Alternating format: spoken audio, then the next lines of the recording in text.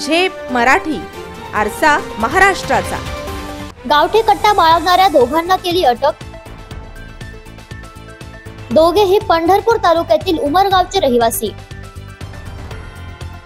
नगावबारी नजीक स्थानिक गुन्हे शाखेने केली कारवाई।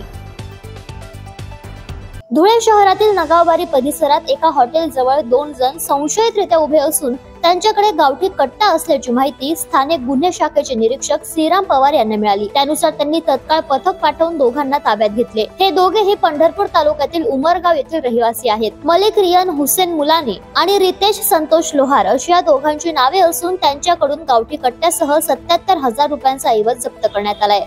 स्थानिक गुन्हे शाखा पोनी पवार आणि त्यांच्या टीमला अशी इन्फॉर्मेशन मिळाली होती की नगावबारीच्या पुढे 2 इसमे संशयितरित्या फिरत आहेत। त्यांच्याकडे एक कट्टा आहे। त्यांना दोघांना कॉर्डन केले असता त्यांच्याकडून आपण एक कट्टा आपण हस्तगत केलेला आहे। 2 जिवंत काडतूस आपण हस्तगत केलेले आहे। त्यांनी हे प्राइम ऑफिस इन्फॉर्मेशनमध्ये हे मध्य प्रदेशमध्ये त्यांनी हस्तगत केले होते।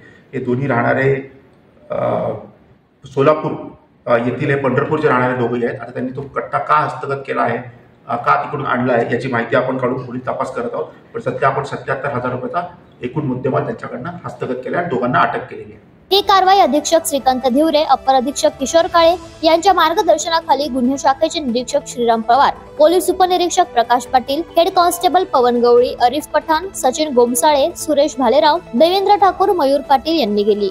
अशाच वेगळ्या आणि ताज्या बातम्यांसाठी पाहत रहा झेप मराठी, आरसा महाराष्ट्राचा। संपादक प्राध्यापक अनिल चव्हाण, धुळे।